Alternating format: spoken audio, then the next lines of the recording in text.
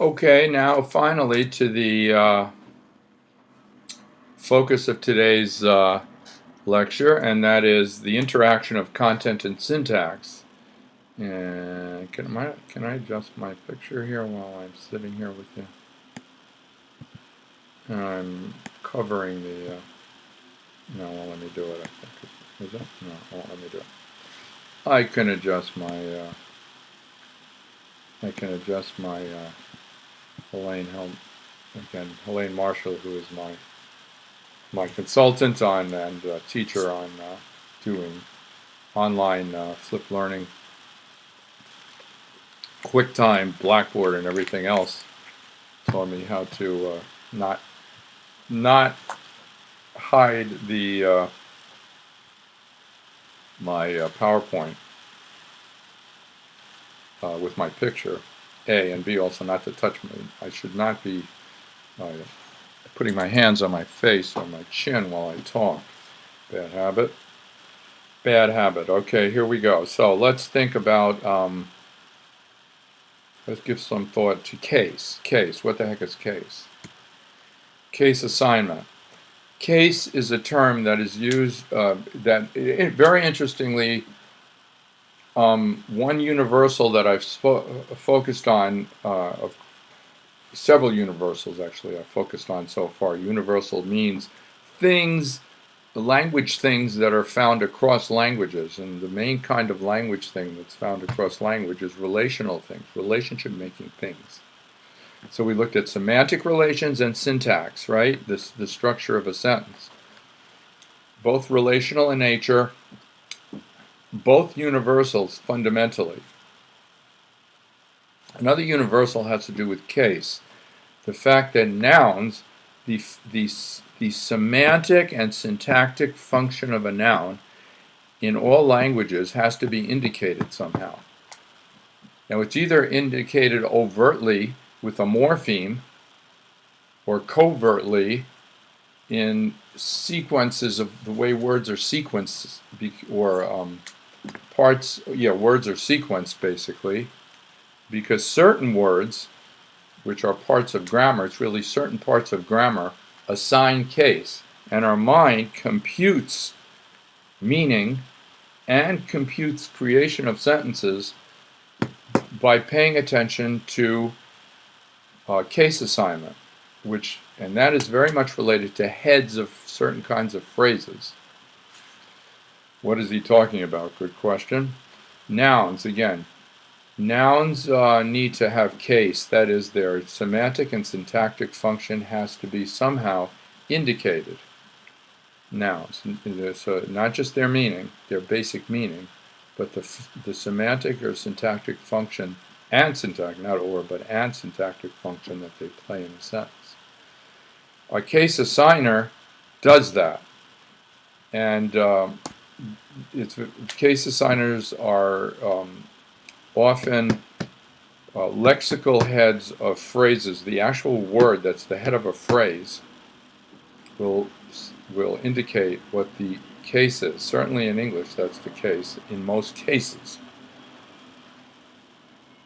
Occasionally it's assigned in English by a morpheme.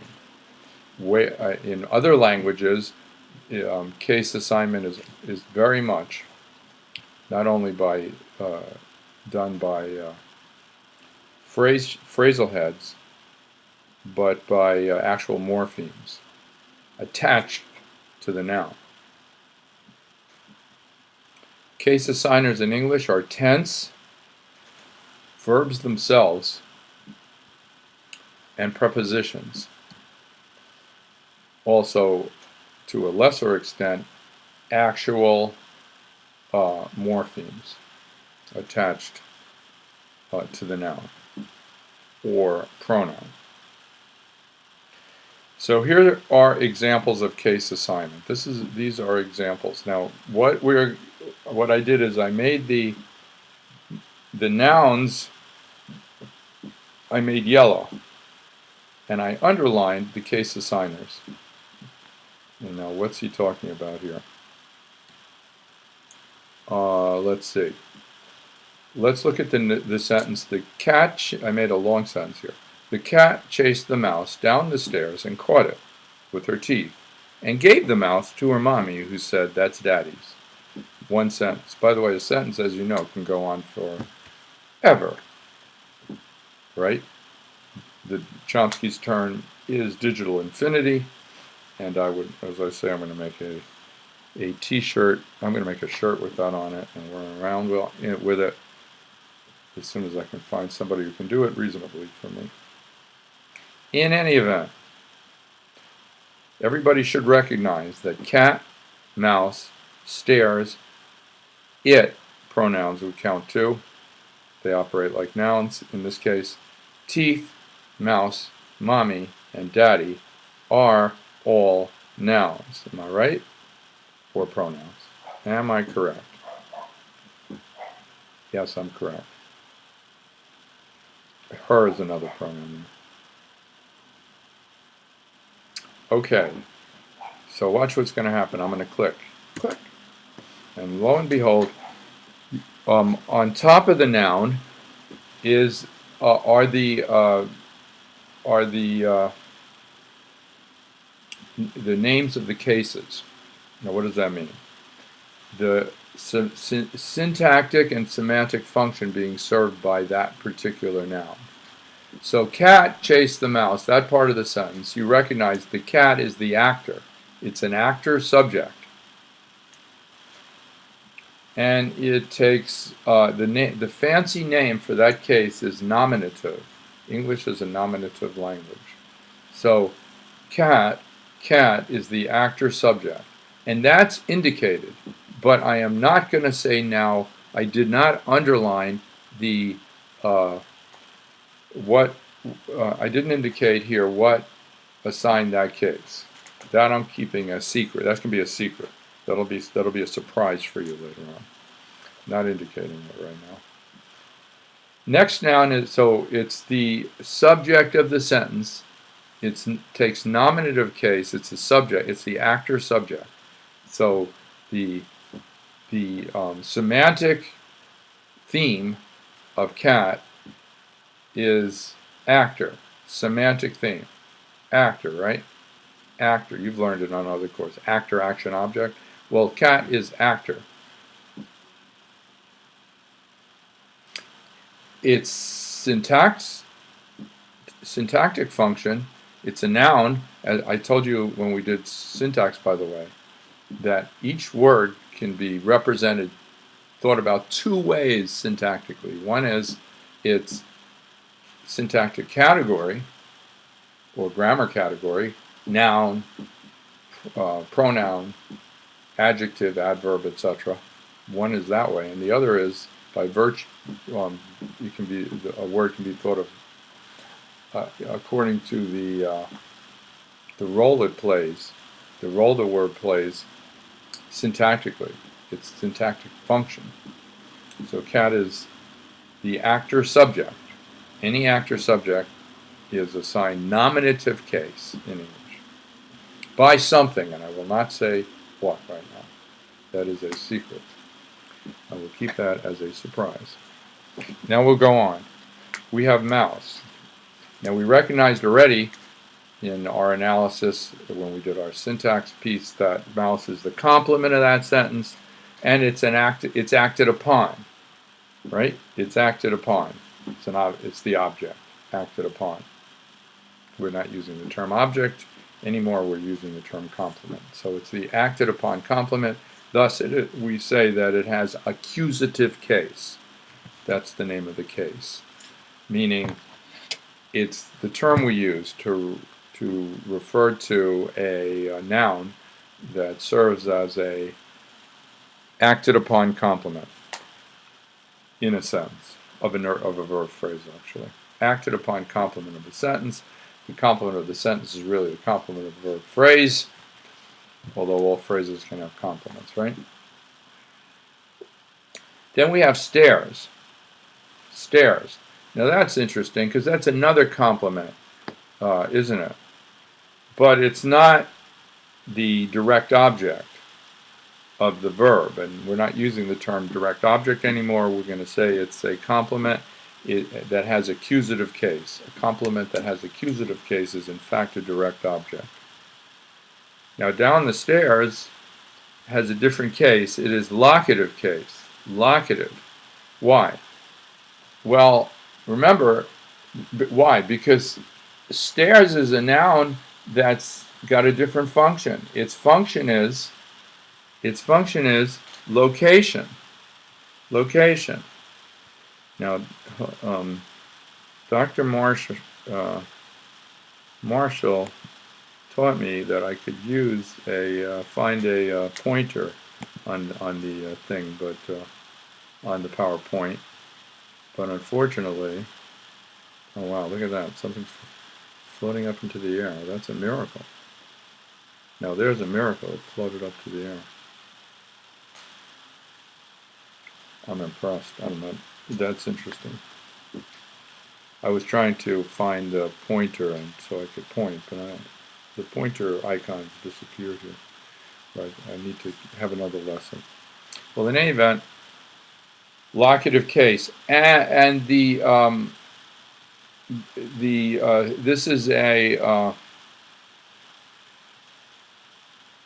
stairs is by the way, it's the complement of a prepositional phrase, isn't it? Stairs. Down the stairs. Locative. It serves a locative function. It's the complement of a prepositional phrase. The preposition, by the way, is the case assigner. By the way, going back to mouse, a direct object of chase, that is, it has accusative case. The verb in English, it's the verb that assigns the case. Chase assigns case. And it assigns case simply by virtue of touching mouse, that is, by virtue of the sequence, the order. Mouse comes right after chase. Articles are invisible syntactically in terms of case assignment. So chase touches mouse, it takes a direct object, it takes a noun after it. So it assigns accusative case. Again, I'm not telling you what assigned case to cat, but prepositions assign case. So down is telling us that stairs is a location, isn't it? In English. That preposition. So I underlined down because it's the case assigner. It's telling me that its complement, stairs is the complement of the prepositional phrase, and it takes locative case. Now we have another verb, caught, followed by a direct object. It takes its complement is it, and it takes accusative case again. See, it takes accusative case, assigned by caught. I should have underlined caught, but apparently I didn't. That is the case assigner to it. It literally touches it, meaning when you say it, it's the next noise that comes out of your mouth. Visually, it's the next word that follows. Again, pronouns do not take articles or other things. They operate a little differently than nouns, but they do take the same. They do take case assignment. They are assigned case, just like nouns. Then we have with her teeth. Caught it with her teeth. Well, teeth, that's another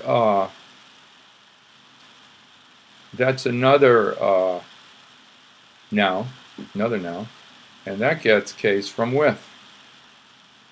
It gets its case from with. But it's not the same as location case. The teeth are operating as an instrument. It's an instrument of catching. So it gets instrumental case. And gave the mouse again. Here's another noun. Here's another verb in this sentence. It's a long sentence which has lots of verbs. The verb is the case assigner. It takes a noun right after it. If a noun appears directly after the verb, if the verb can have a noun as its complement, that noun has accusative case in English. It's the direct object. It is the recipient of the action. The recipient of giving. The recipient of the action. or it's the actor acts on mouse. It's cat is giving. Cat is giving. Following me, everybody? Now the next noun, mommy, dative case. Why does that get dative case? Because it's the mommy is the recipient of mouse. And look what's the case assigner here. It's to. It's the preposition to. It's in a prepositional phrase. It's the complement of the prepositional phrase. The case assigner is the preposition. And the noun gets dative case. The two prepositions in English that assign dative case are to and for. I bought this for mommy, gave it to mommy, to and for. Each would be a dative case assigners in these cases, in these instances. I don't want to confuse you with too much the word case. Following me? So we've now learned nominative case, accusative case, locative case, instrumental case, dative case. Many of these case names really serve as the names of Bloom and Leahy's content categories, don't they? Dative case, etc. Dative content category, locative action, content category, locative state.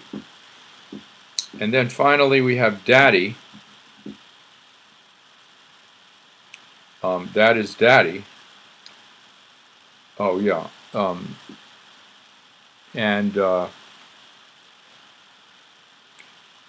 It says not that is daddy. That's daddy's, right? Now daddy is a possessor, isn't he? He's a possessor. And what assigns possessive case to daddy? You're right. It's the apostrophe s. By the way, mommy, her is a preposition. It is a pronoun, right? And it's a genitive one. It itself is a possessive pronoun. I have hers up here. So in these cases, the possession is in the pronoun. It's in the whatchamacallit, the morphology of the pronoun. So we have genitive case, which is possession case. That's embodied in a noun as a possessor. Now sometimes possessive case can be assigned by has a cat, has a hat, by a verb. Have and has do that, right? Or got. So that's one. Now here's an intersect between semantics and syntax. Case and intersect, right? That each noun has both a semantic and syntactic function, and it's assigned. Now we're going to talk more about this later on, because there are interesting wrinkles in all of this. For example, passive constructions, and one wrinkle in all of this is our pronouns, because pronouns have case embodied in the morphology of them. They're assigned by morphology, but the morphology embodies case. And I'm one of the reasons these lectures will be delivered by PlayPosit, through the PlayPosit system eventually, and you'll be able to be more interactive with them and do things like fill out charts. And I'm going to challenge you, when you watch this, as you watch this, take a look at the, see this? I made a chart here, and I intended, I have a hidden slide that would appear as a fill-in for you on PlayPosit. But let's together think right now, and see this chart? Pronouns have case built into them, don't they? because only certain pronouns allow themselves to be subjects. They can't be objects in sentences. They can't be complements. They can only be subjects. What's an example? And not only that, but in English, in many languages, person plays a way greater role than in English. It's coded all the time. In English, it's only coded sometimes, and it's coded in pronoun use. And case is embodied in pronoun use. Is it not? Let's think. I. What's first person singular? And by the way, number is 2. So what's first person singular? Well, there are 2 first person singular pronouns out there. There is I and me. Well, which one can be a subject? Only I. I have a Coke. I can't say me have a Coke, because me in English, me, can only be an object. Now sometimes that, in some languages or dialects, the case assignment is suppressed in pronouns, and the one pronoun serves multiple cases, and the assignment has to be taken elsewhere or it's suppressed. But in English, some Caribbean dialects, for example, me have a Coke is acceptable in some places. But in standard English dialect, the case is within the pronoun. Yes? So I, me. You is allowed both as a subject and an object, is it not? Complement. But I'll let you fill in third person singular subject pronouns and distinguish them from third person object pronouns. We'll discuss that when we meet face to face. So you filled the chart in for subject and object pronouns. So I could have added another set there, genitive pronouns, pronouns that mark possession. And that's another set, aren't there? And they challenge, many of these pronouns, by the way, challenge very young children. And they're part of the learning the case of assignment and pronouns is something kids take a little bit of time learning, and some kids with certain disabilities have difficulties with that. Also, second language learners, L2 learners, often have difficulties with that. So case represents a syntax semantic connection. The case is assigned to nouns by various in various ways, by verbs in English, in terms of word sequence, by prepositions, and another way too, but I'm keeping that other way hidden. You should have the question, well, how is a subject's nominative case assigned? Also, what happens in passive constructions where the subject plays a object role, semantic role, and the object plays an actor subject semantic role? We'll get to that. I will pause here for a moment.